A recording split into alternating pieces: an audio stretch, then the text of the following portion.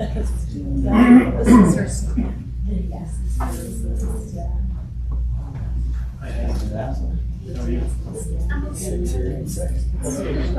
on IR. Yeah. Oh, yeah.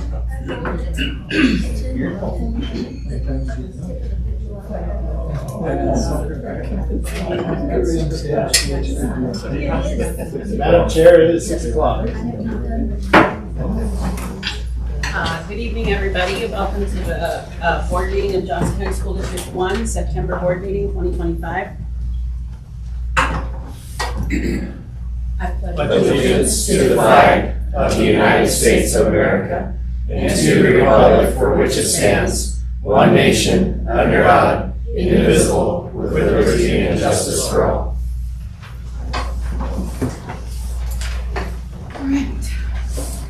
So, roll call tonight. Looks like we have everyone here but Travis, who's home under the weather. So, next on the agenda is additions, and any additions to the agenda or accept the agenda.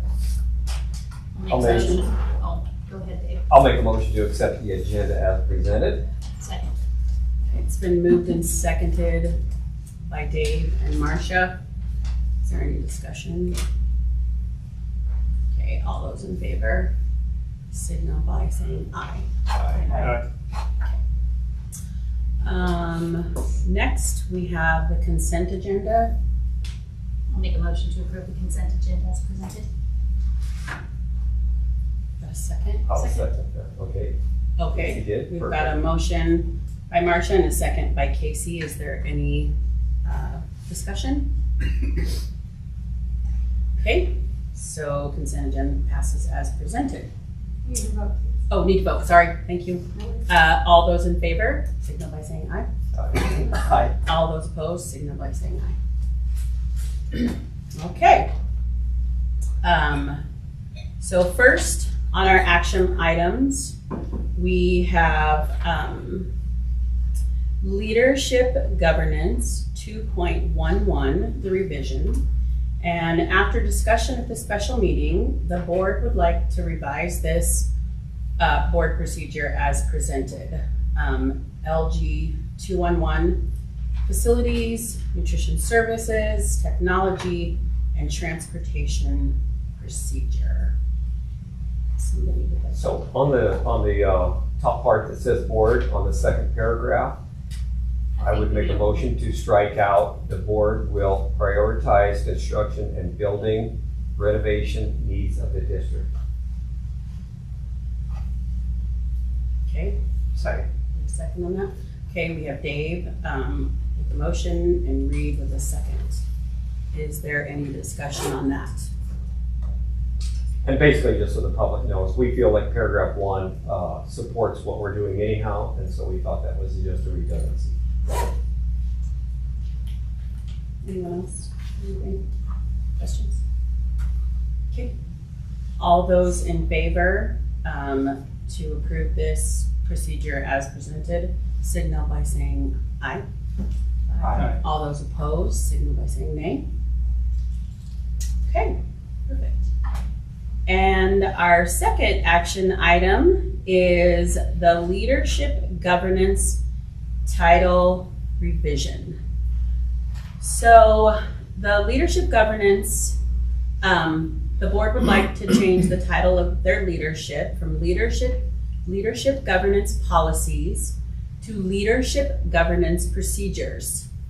So Leadership Governance is a guide that the board gives to themselves, and we feel that these are different from the operational policies that the district as a whole uses to function through Wyoming statutes, legalities, and compliance. We get a motion? I make a motion to change leadership governance policy terminology to leadership governance procedure. Second. Okay, we have a motion from Reed and a second from Marcia to change from leadership governance policies to leadership governance procedures. Is there any discussion? So Lynette, basically what it is it's not a policy for the board, and we don't need more policies. So it's just a Anyone else have any questions or some comments? Okay. All right. All those in favor of changing from the policies to the procedures, signal by saying aye. Aye. All those opposed, signal by saying nay. All right. So Madam Chair, real quick, kudos to you as a board, because this is the new process of evaluation in relation to the PLC process. This is what we really do. We defined that this is something that really isn't what we are expecting to do. You brought it to the table, you made changes, so kudos to you as a board of trustees. Okay, great. So now we are on to our general reports. The principal reports are the first. Our spotlight school is Casey. Thank you for having us down here. That's exciting for hosting the first meeting of the school year. I would say a little bit more like nerve-wracking, but hey. I get to be first in this one, and so if we go a little long, I apologize. If we go too short, let me know. Give me some feedback. We'll learn and we'll grow from the situation.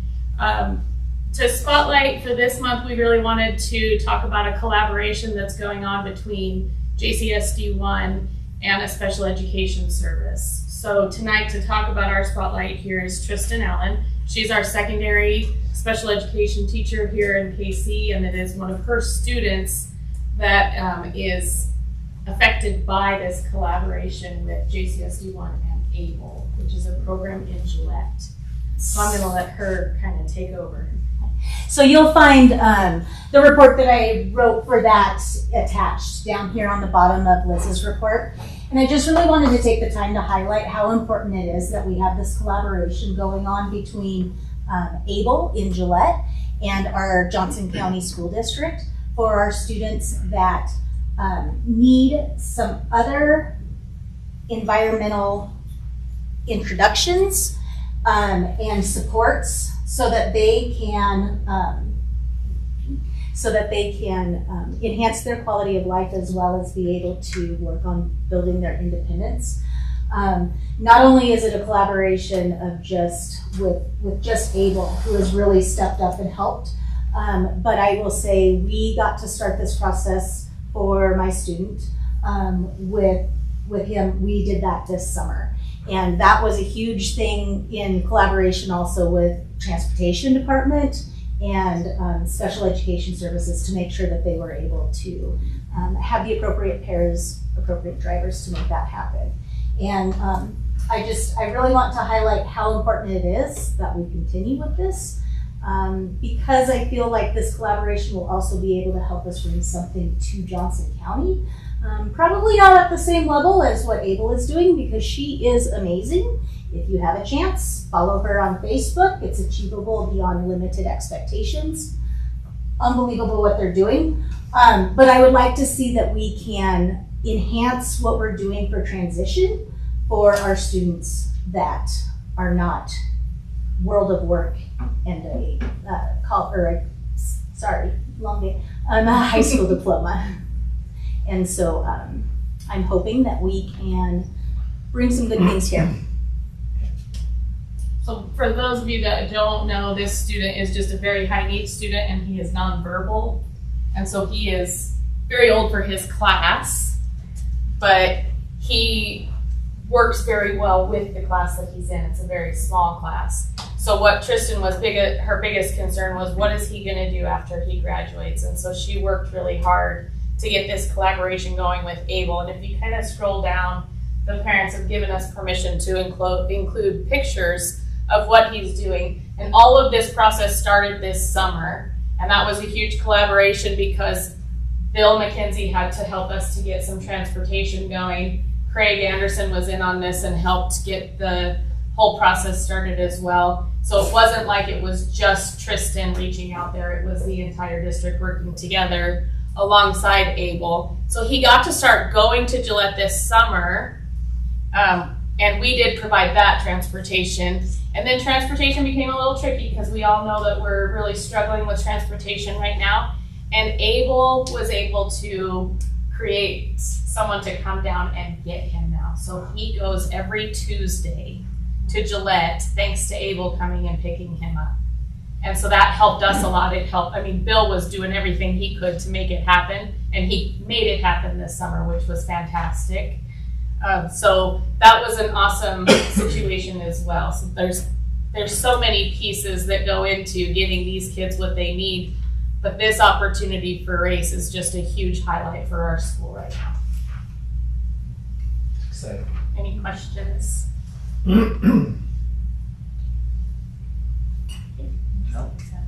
Celebrations. Absolutely, yeah. Yeah, Very cool. it's been fantastic for race. He has responded very well. He's a So happy kid. Yep. Madam Chair, any other questions from the board? Just a comment for the KC school down here. I'm glad you guys get to participate in the Wright Road, which is the 11th. So, is that correct? Jason? 16th. The 16th. Okay. Did I put the wrong Oh, I date on did that? write it down right. The meeting planning is the 11th. So, Yeah. anyhow, I'm glad you guys. Seems get you're to volunteering. participate. Well, let's clarify that. There were 2 emails went out today. One was Uh-oh. originally wrong, and then the second one was right. So there's an internet safety one tomorrow night for parents at BHS, and then all the volunteers is Thursday night, and then Wright Road kicks off on the 16th. And if you are a volunteer, you need to be there by 7:30 and plan on being there till after 3. We'll all be on the Wright Road. We're very excited to actually get to join that too. And they actually invited me, said, if you haven't come to this, you need to come as a principal. So I made that a Absolutely. priority. Yeah, good. So I'm going to go. And Carrie Graves, our counselor, she's in the back as well, has worked really hard to get the letters out to kids and parents and get them going. And she's going to go with us as well. That'd be So great. Yeah. I'm excited for that one. Pretty powerful for the kids. I think it's really powerful. I'm just going to give a little spiel. I hope you don't mind.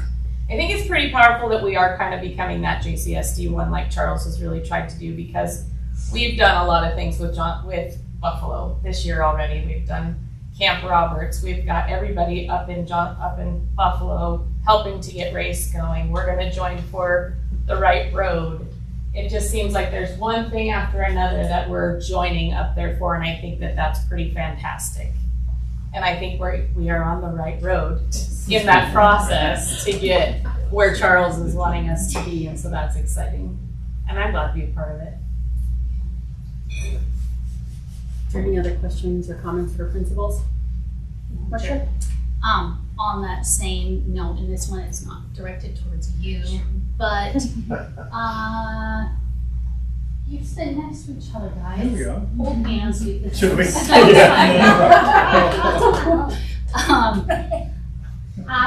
Both of you guys in your reports mentioned prom and homecoming uniting together this year, and thank you so much for that, because last year that was heartbreaking.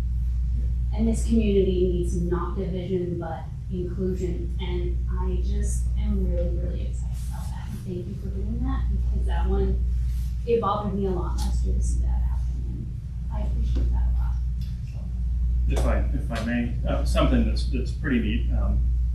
Both Mr. Evans and I attended the student council meeting just last week. It was last Thursday. It's like a month ago. Was it last Thursday? And just to sound out the students on how they were feeling about things up there, and like mentioned in the reports, it was unanimous in terms of moving forward in a partnership with these things. But then also, one of the BHS students said, well, do you want a new West student to be in here for our meetings so you actually know about what's happening with the planning? And we said absolutely, and I thought that was just a lovely invitation. And so we'll have a couple of new West students coming up this Thursday to listen in and see how we can also support this thing that we're excited to be partners in. That's really cool. That Great is, collaboration. yeah. So, may I have one more? Okay, and then Mr. Corbin. So the Anxious Generation, everyone knows this is my favorite book, and thankful that I don't know what you're bringing to your playground from that book, but you mentioned something that you're using some techniques from there. One of the things that I noticed, and it really happens at every playground, is, and it was corroborated in the Anxious Generation, it was probably the most applicable piece to my level of school, because we don't deal with cell phones that much, was just how kind of in our feelings the adults get about what the kids are doing on the playground, and where are the rules, and how do they do the various procedures on the playground, those types of things. And well-meaning, but we overcomplicate things. We create like a list of 11, 12 rules for a kindergartner to remember, and they're never going to. And so what we really endeavor to do is break it down to safe, respectful, responsible, which is something that's posted throughout our entire school. And focus on a teachable moment. Because when we have a slide is a slope. You can go up or down a slide and it doesn't hurt anyone. So we can legislate that, or we can teach that. And the point is to start teaching our students, is that safe? Okay, what did you think about that? So maybe it's safe for you, but is it safe for others? Is that responsible to them? And working through those conversations so that we're not just shutting kids down 12 times a year, but they learn why. So we're addressing it maybe 2 or 3 times a year. And I mean, honestly, my prediction was that like the adult response was going to be the hardest hurdle to get over, and we're still working through some of that. But man, my staff has been so trusting, and they've been working with me on it, and we're doing well. Well, thank you. To piggyback on that, as I have dropped my son off at Meadowlark in the mornings, there was a complete pile up on the twisty slide. And one little friend hopped off and said, "This is not safe. We need to make a better choice." And so then some went up and some came down. But it was just really cool to watch them walk through it and not have someone on the playground come up and be like, "Hey, slides are for going down, not up." Because that's what we do. So it's working. They're good. But Sure. So, Jake, I want to say as I drive by on the interstate, I went down to the farm, but it looks way better. Thank you for cleaning that up, and I hate to use the term eyesore, but that's kind of what it was. So, Okay. thank you. So Madam Chair, real quick, as a spotlight, she's still standing up. Does Oh, anybody have specific yeah. questions? Sorry. I wasn't even thinking about it. Sorry. So, Liz, good job. Yes. So, great job with that. So we'll allow her to sit back down, and then we'll turn it over to other principals you might have questions. Okay. Anyone else? I had a couple comments. I just wanted to comment to Mr. Glassick on the core covenants. Yeah. That's cool. That's new. That's your needle. Your bus is moving. You're getting it. Like, we're forming those relationships, which we'll talk about in a little while too. But so good job. That's amazing. Good job, everybody. I feel like our month of school has like kicked off to a great start. I feel like it's nice to see the buzz in the district. That's exciting for me. On a personal note, I got to attend the Camp Roberts last week with the 5th graders, and what a cool experience. We live in a wonderful community, that great collaboration, Mrs. Quam, Mrs. Lambert, and all your staff. I mean, your people are phenomenal. That was a great day. I felt super fortunate to be a part of that day. I was exhausted, but I really enjoyed hands-on time with those kids. What a cool thing. Yeah. And what a cool way, like Mrs. Quam explained to me, like there was water studies and rock climbing and kayaking and archery and the compass class. Like, what a cool way to integrate those standards in. Like, I was like, how are we getting a standard in from climbing a rock wall? Well, we are. Mm-hmm. And the kids, I mean, I think you saw Charles or Maggie's report, every kid, it was either archery or that wall. I mean, I think they loved everything, but archery and that wall, those kids, and to myself, just those kids, there were so many kids that probably would never get the opportunity to do all these fun things. So, kudos, man. I will thank pass you that so along. much. And just to kind of piggyback off that, I think that in my recognition and gratitude, it took up half the first page. To your point, Lynette, I mean, it takes so many different agencies to come together, to collaborate, to provide that experience for students. And watching people that aren't necessarily trained to be educators work so well with kids was really impressive to me as well. You know, the BLM employees, the Fish and Game, the Forest Service, they're not teachers, but they can sure engage a group of students in their areas of expertise in an impressive way. So yeah, you can see everyone listed there that contributed. I really hope I didn't forget anyone, but it took a collaborative effort in the village for sure. So thank you for continuing to support that place-based education. I did say a couple times though, who takes 70 kids camping? But it was great. It was great. It really was. Well, I'll let the board chair tell the details of it. But he was exhausted and Yes, I'm sure I he don't know how you do this. Yeah, it was great.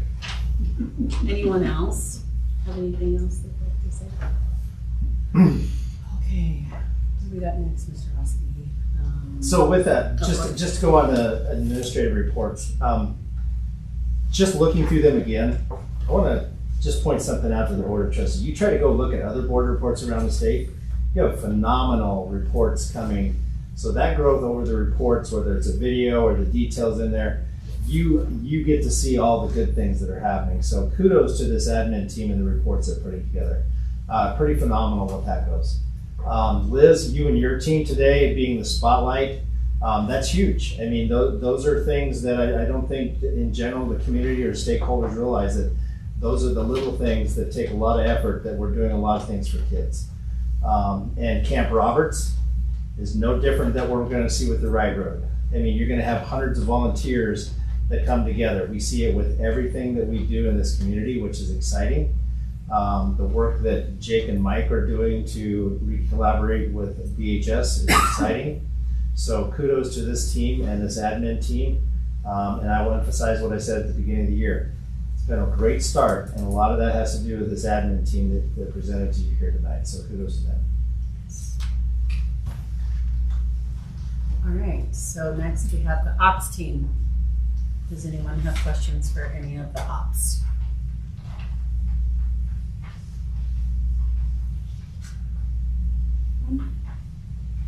Okay. Okay, now we're gonna, Just real quick, Mr. Zink, where are you at? Hey, Physically or what? and Bill, you are here. Yeah. All right, and Christy, there she is. I didn't see Ricky.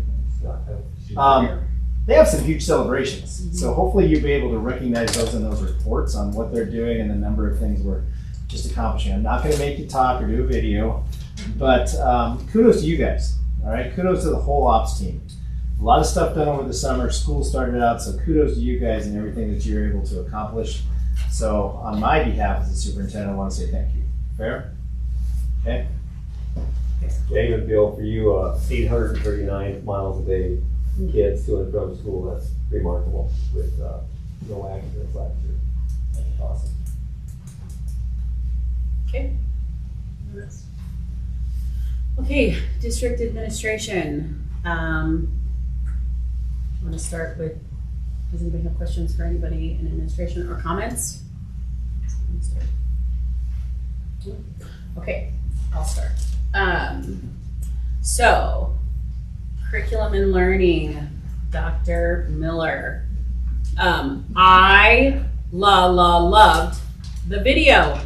I did not read your little introduction before I started clicking links. And I went back and read that introduction after I clicked all the links because I was like, these guys are all saying the same thing. And then I read it and I'm like, oh. Isn't that And so amazing? that was so amazing to me.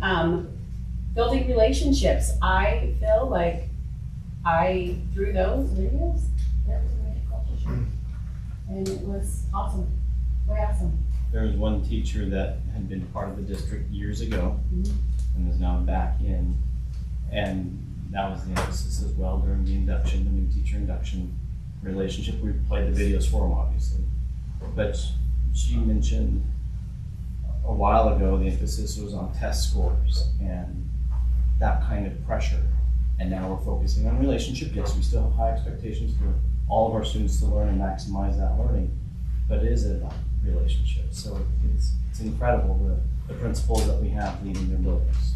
When everybody feels safe and everybody feels heard and everybody feels seen, then it just like goes up from there. And so, kudos, good job.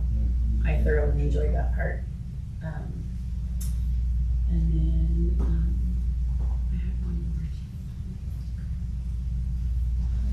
Oh, my other one was the enrollment. That was really interesting from the first day to September 5th. Did you guys see that? The difference was 14. That So was, what happened? that was pretty Did interesting. people forget school started on the 18th? So you gotta remember, people are registering, unregistering, so that's kind of the cleanup date of what that looks like. And so that piece that's in there came from, so what's in my report is coming out of Power School.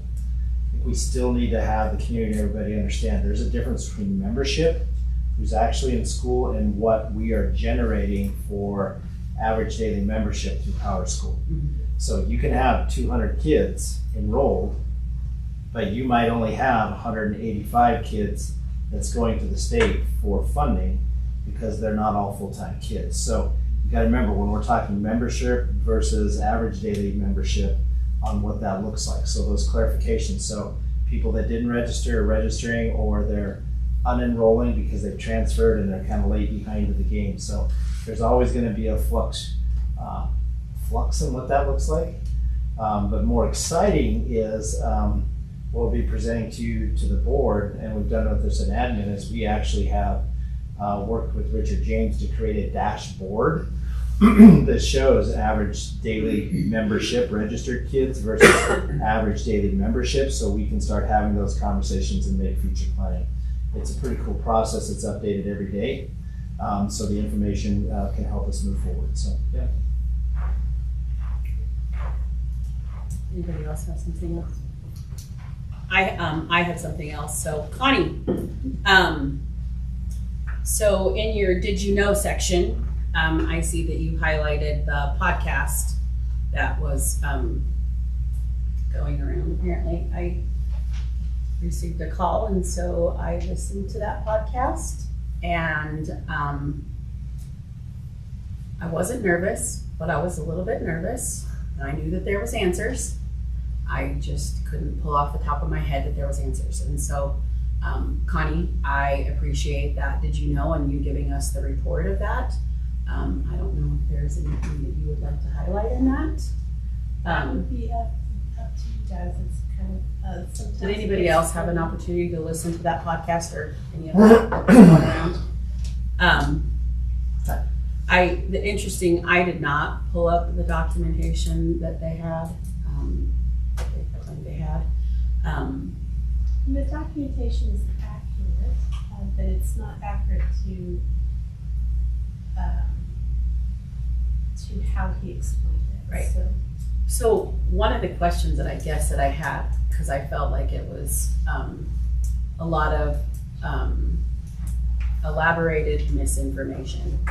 And one of the questions I had, so just like the with the concealed carry, this was a legislation that was put in place that would take place July 31st. Is that, am I like understanding that So correctly? this is part of the funding I was model, trying part of the to ECA. So figure out how it, I'll just speak.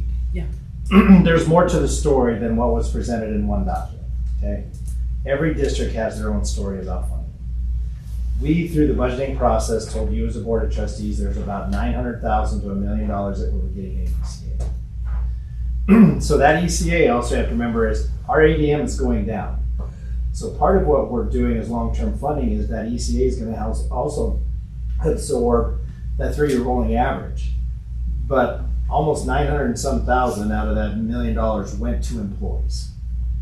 But if you really go back and track it, legislation, first thing they did not give you an 8.5, but after the lawsuit came out, they gave us 8.5%. They didn't change the percentage. What they did is they deducted the amount we give for utilities, they reduced the amount they're doing for supplies, and they put everything into professional and classified staff. So still within that $64 million, they still stayed within that range, but they just changed what it looks like. I can tell you right now, our utilities didn't go down. Our utilities, as a matter of fact, from last year with water doubled. So it's a misperception. But I can tell you as a superintendent, the work we did with the balancing of the leave policy, we gave everybody, because you got to remember that the state does not fund food service, and they don't fund some other categories. We gave everybody a raise and a step. Pretty phenomenal that we're able to do that, knowing that as a district, we're also over the model with the number of FTEs that we fund, which we're reducing that down, which is closer now. And the fact is we also absorbed insurance costs. There were a lot of things that money might went 8.5% to their raise in their check, but we're already over the model. If you've seen some of those definitions that Connie had in there, where their base is at 13 something an hour or 14 something an hour, and our start is at 18 with classified, that's a pretty phenomenal salary schedule that we have.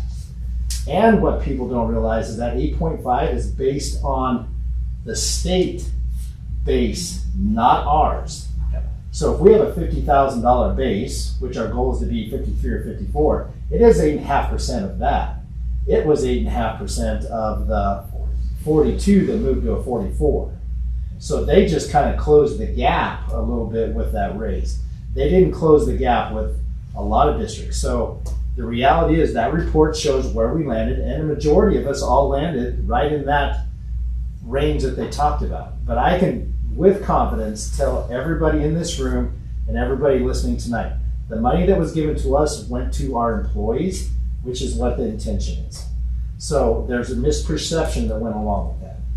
Very, very confident that and excited that we could even give a raise to the base and give steps and lanes through that process, pay off our leave policy so we can make better decisions down the road, kept the insurance from being passed down onto our employees. So there was a tremendous amount of work. So that graph, yes, is accurate, but that graph does not tell the true story. And that's what I think everybody needs to hear. And if you got about 6 hours on your hands and you want to come in and sit down with Connie and I'll show you where and how we did it. But it's not as easy as just, hey, we didn't see an 8% raise on our check. I mean, there are different things that went through that piece. So I am confident that our money went towards our employees, which intentionally was our goal. I'm glad you're confident, because I have confidence in you. So thank you. Yeah. And I'll get fired up even more, but we'll do that later. Yeah. Anyone else have any questions for the admin team or any comments? Okay. I want to highlight some things, if that's all right. Sure. There's some huge highlights throughout all these reports, but it just wasn't this podcast. We're also just got our achievement reports back, which you'll see in all of the principals' reports, our school report cards, and some different things, understanding the complexity behind that. So when you look at my report, because there are some skeptics out there, I want to kind of highlight some things. You as a board, this information is for you. Yes, there are some categories that we probably could have done better in, but if you average those categories in every one of those different grade bands, we were above the state average. Not saying that's where I want to be. I want to make that very clear. We still want to move the needle. But then you go down, and probably not a lot of people realize that, but in grades 3 through 10, there are 19 performance indicators. 19. So out of those 19, 4 of those indicators, and we know, because I will tell you right now, this is the best data meetings I've had, or have had the opportunity now, to talk education with building leadership about how we move the needle with our school performance. All right, not school improvement plans, school performance plans. Thank you, Mr. Classic, for changing the verbiage. So we're not gonna talk the negative, we're gonna talk about performance. So out of 19 of those, 4 were there. You had 15 that were above the state average. And then you look at that 9. You had 9 of those indicators that were significantly above the state average. And I just used 10%. There were some in the 20% that we were above. There are things we are doing with PLCs and building leadership is doing with their teams. Are there areas of growth? I don't want to fluff it, because yeah, we have 2 schools, BHS and CPS and MES. Meadowlark they're all just partially meeting. But I can tell you what, that gentleman right over there and this lady right over here, that was a fabulous meeting, because they're coming together to make it all one, to move through that process. Jake has had a great meeting with the data process for there. And everybody else, I'm going to even speak for Ron. I'm just going to speak across the board. Mike, we've had great conversations about where we move the needle there. Ron is about moving the needle. Liz is about moving the needle. As a matter of fact, they even came in and said, hey, this is the area we need to grow and how do we do it? All right? Understanding what that performance. And you've heard me say this many times. You got to understand the rules of the game if you want the scoreboard to reflect what you're doing. And I think that's what the data shows. What are the rules we have to play by in order for the scoreboard to reflect it, which is the impact of kids? Sure, it's a one-time snapshot in time.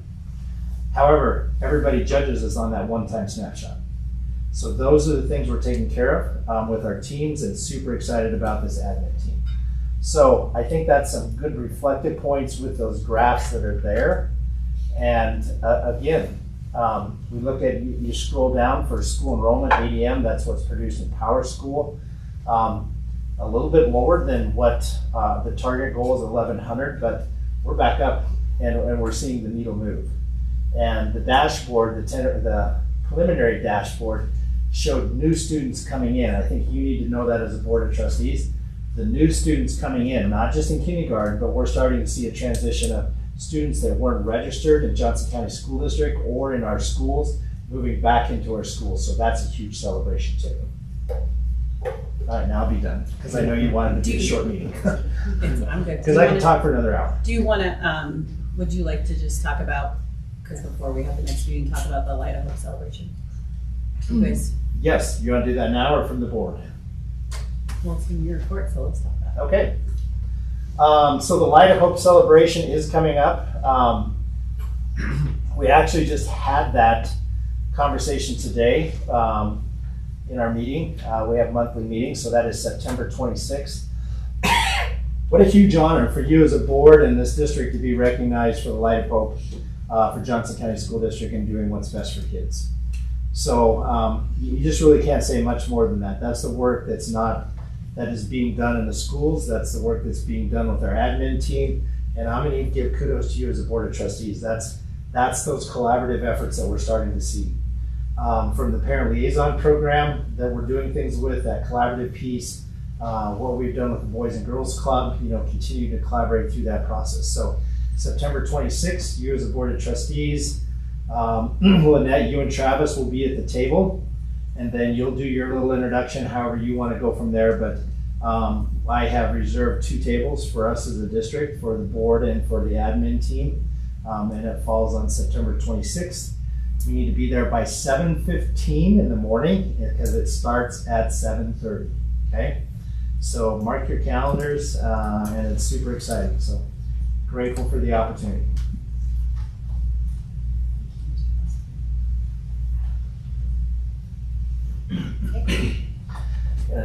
Hopefully you got to see all the videos at the very beginning, and so that's going to kind of be a new trend, so you can eat popcorn and watch videos at the very beginning, but my goal is to introduce all board members and leadership before the end of the year.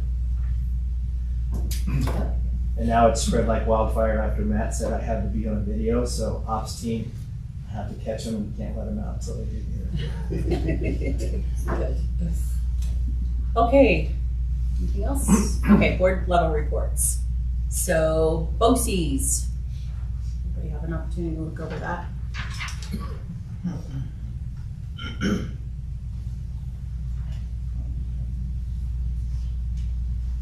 Any questions? Anybody have any questions about the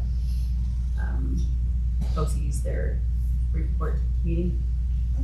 And that's Mr. Anderson that usually goes to the meetings. Okay. All right, and next we have BOCES.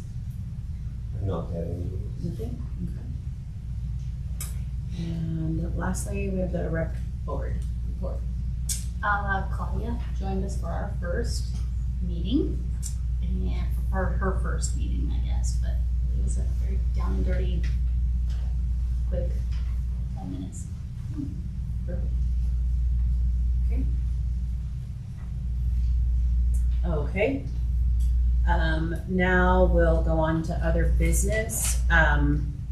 First one from the board.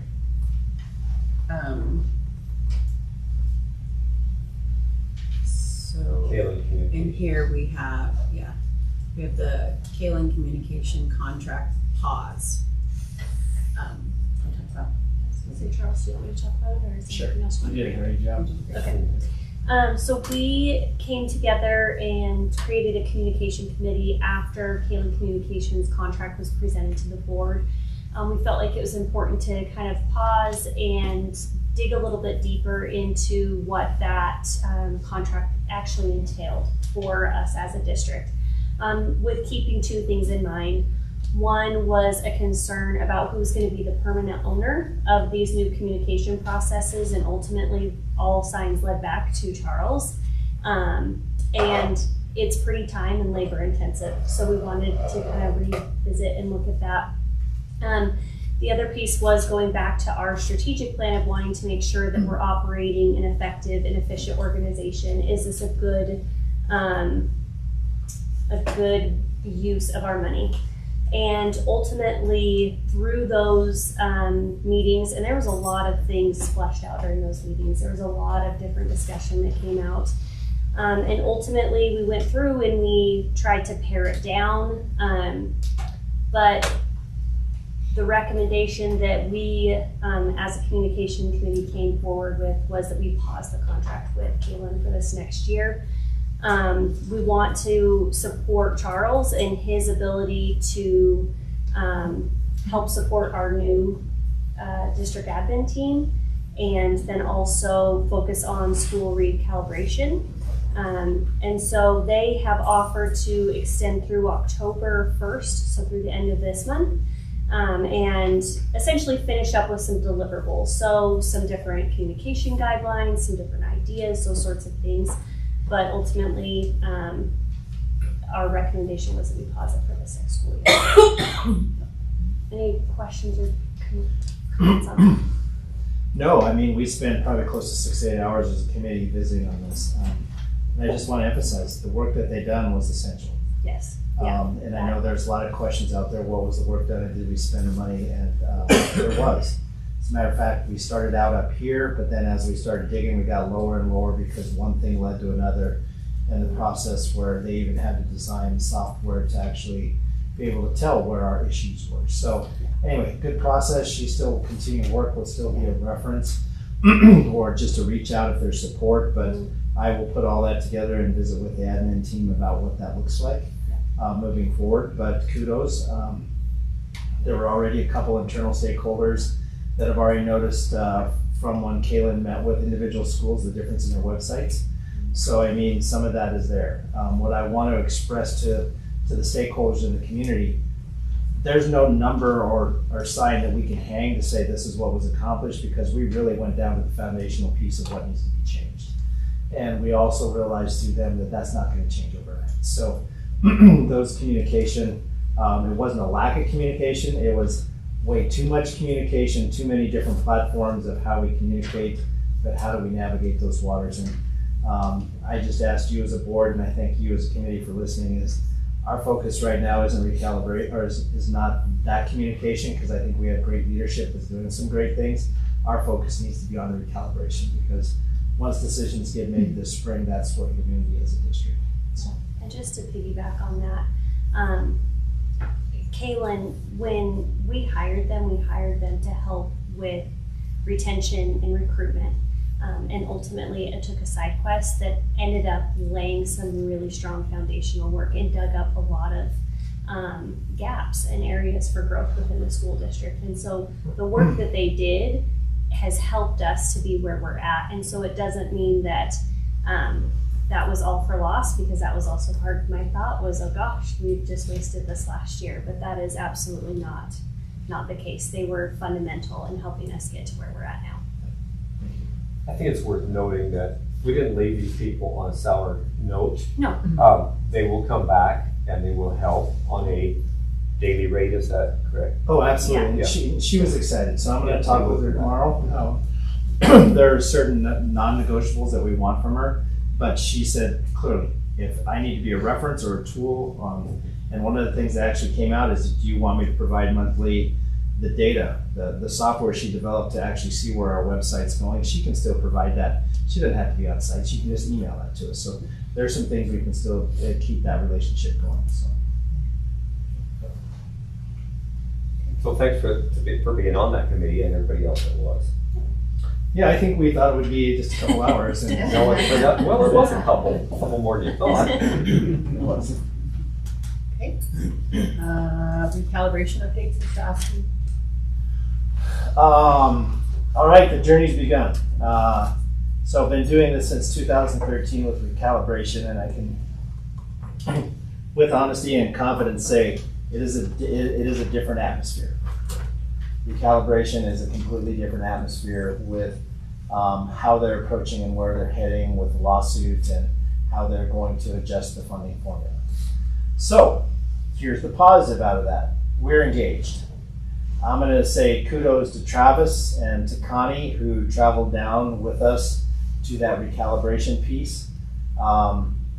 Little disappointed in the information that was presented, because reality is this started almost 6 months ago, and there were some details that weren't presented that won't be presented till October, and then that's when it gets real.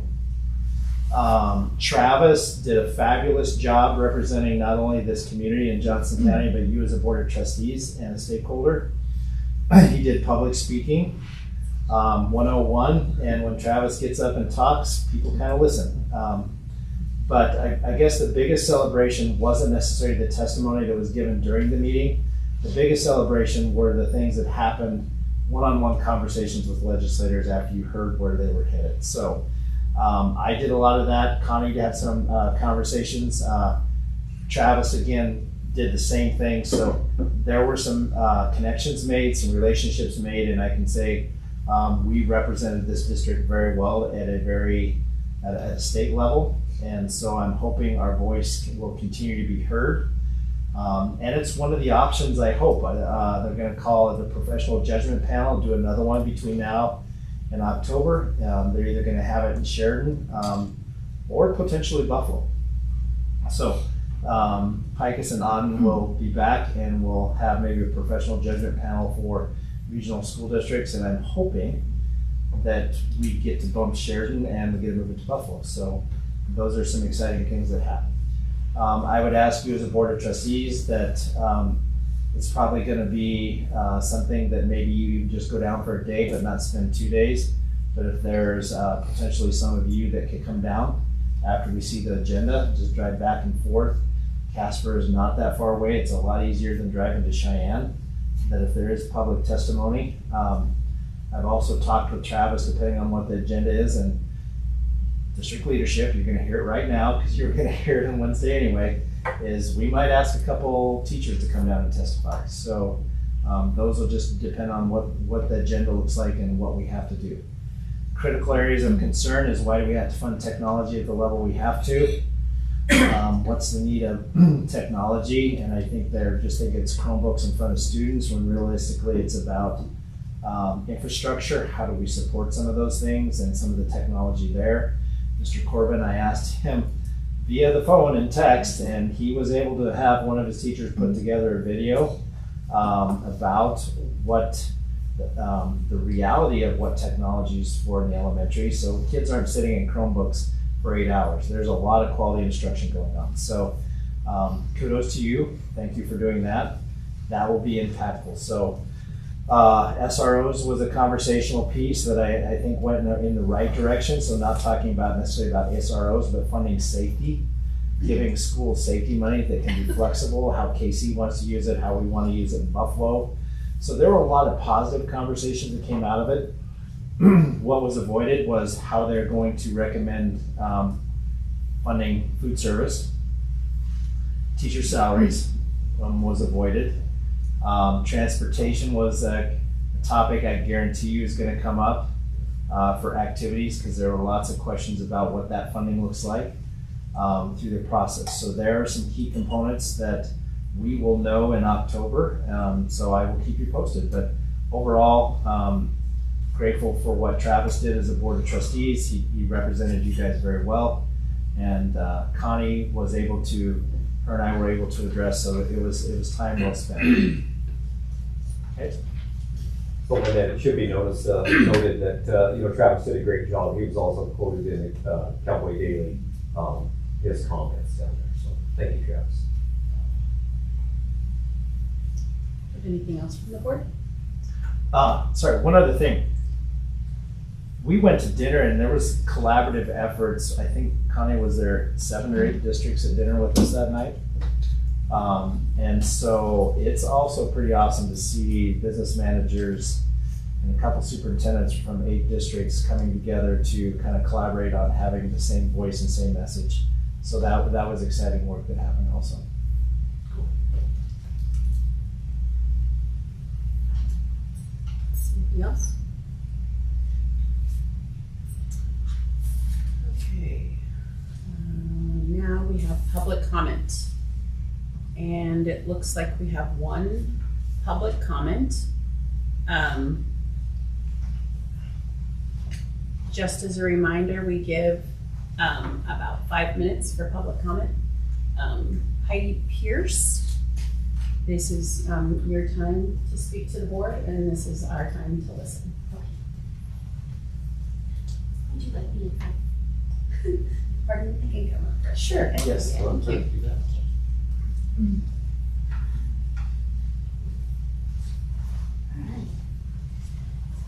Thank you for hearing me. I'd like to speak to you about my personal experience with the gender ideology that is being taught in the school system as part of sex ed. I am addressing you as a citizen and highly concerned parent with children of school age. My oldest daughter, currently 14, has been a victim of the public school system's gender ideology education. While I had requested that she be removed from sex ed, this did not shield her from the influence of her peers, nor did it protect her from the propaganda this ideology heavily influenced her with. Highly impressionable and striving to fit in with her peers, she gave in to experimentation and exploration of this ideology.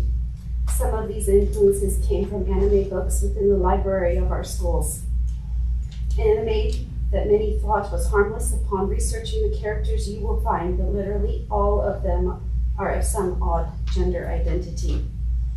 These characters also live in a distorted reality where they create worlds in which they believe themselves to be suffering from trauma or abuse when others disagree with them or parents discipline them.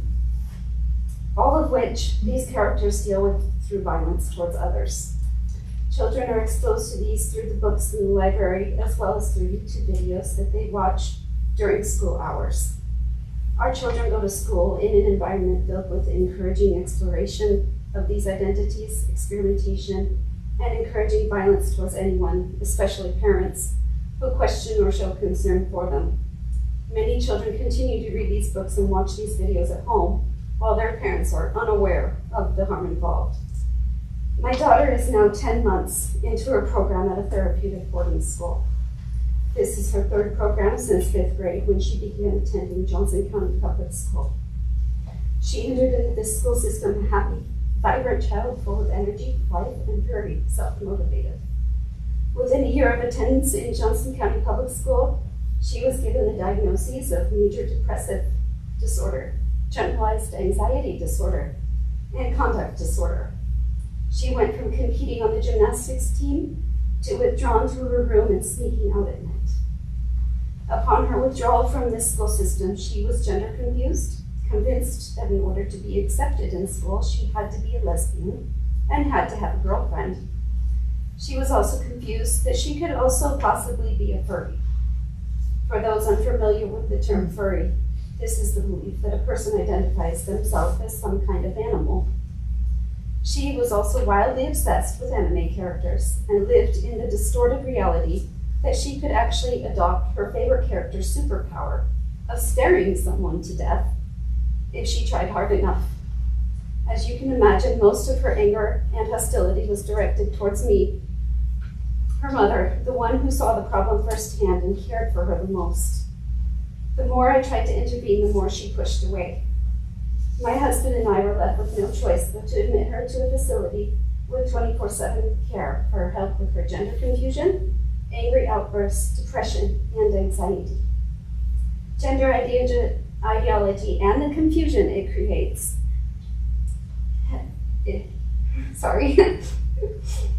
And the confusion it causes stole our child from us. It stole her childhood from her. By the time she returns, she will have missed many core years of her adolescence. Then we are left with a dilemma. Where do we send her to school? She can't attend high school or New West because the peers she was negatively influenced by are still there and could potentially unravel years worth of therapy. By the time we get her back, we are looking at an out-of-pocket expense of well over $300,000 in therapy for her, all because of gender ideology.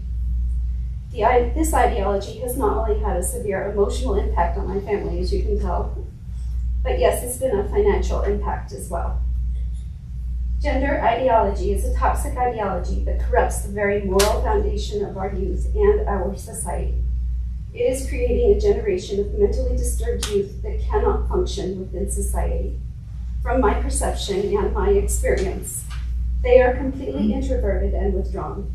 They are unable to engage, and when they do, they cannot engage appropriately. As we've all seen from the media these last few weeks, they can also react violently when not given the help they need. Is this the ideology we want for our children and our community? Riley Gaines, an athlete of the University of Kentucky and women's advocate for women's rights to safety and security, especially in the locker room, said it well that being forced to use pronouns promotes reality distortion and a lack of basic respect for biology. Are we going to further encourage our children to live in a distorted reality? Are we going to encourage them to not respect their own biology, much less anyone else's? Change needs to happen. We need to go back to basics and rebuild our entire education system with a moral backbone that eliminates this ideology. We have to do it for the sake of our children, for the sake of our children's children, and for the sake of building a moral society as a whole. We are losing an entire generation to this ideology. Ronald Reagan said it best, that freedom is a fragile thing and it's never more than one generation away from extinction. I am asking that Johnson County Public School lead the way and set an example by refusing to teach or conform to gender ideology curriculum that Governor Gordon or the Department of Health want to continue to teach and implement. Set the standard, lead the charge, and be the moral example our youth need, and fight for them in the way they need us to. As adults committed to protecting our youth, refuse to conform to this ideology, please, and put the backbone back into our education system so that our children can look back someday and be proud that their parents and the leaders of our community maintained their moral principles. My daughter Lydia had prepared something. I don't know if she's able to share, but I heard tears. Lydia, do you want me to read it, sweet? Okay.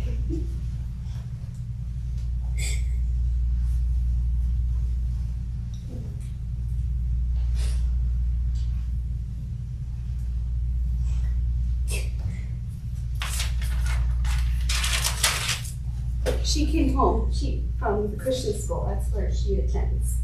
And she realized I was speaking here today, and she said, well, I wanted to say something. So this is what she drafted today. Thank you for letting me speak today. I am the sister to the 14-year-old my mom just talked about.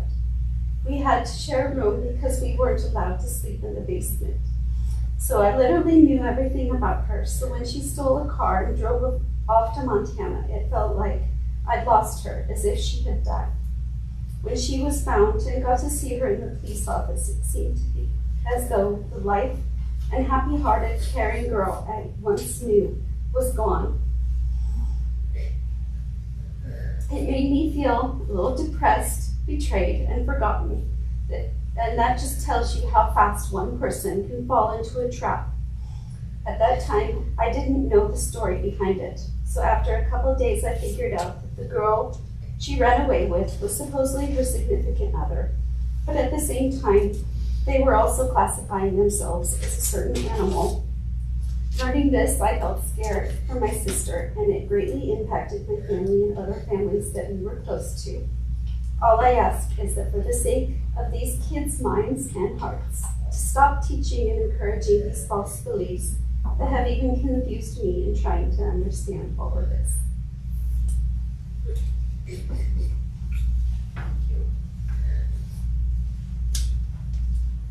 And if I may speak for a minute, I'm Marlene Chester, grandmother.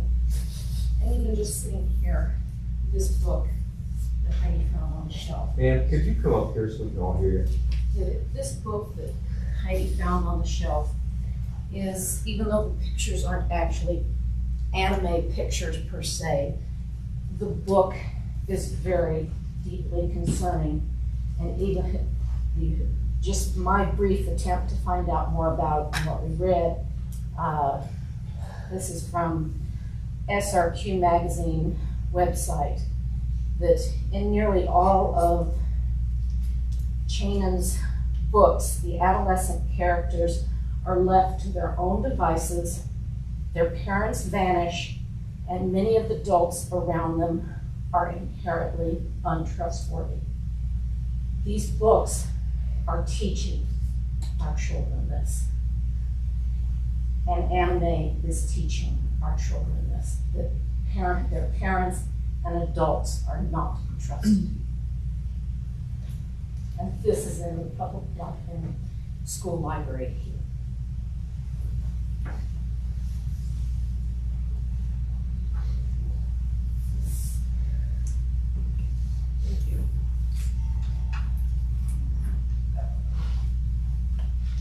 Okay, so next we have our next meeting will be October 8th, the special meeting, the work session will be down here in KC. The bus typically leaves at, So we do have a scheduled executive session. right, we'll go through those first. So what time does the bus usually leave when we come down to KC for the work session? Is it 4:30?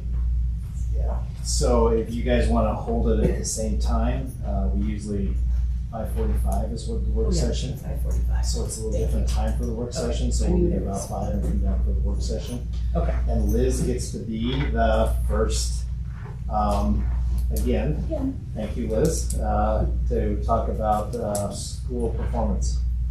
Okay? Okay. So if you decide to ride the bus, just let Heidi or Mr. Oski know. We'll be riding for the work session down in KC.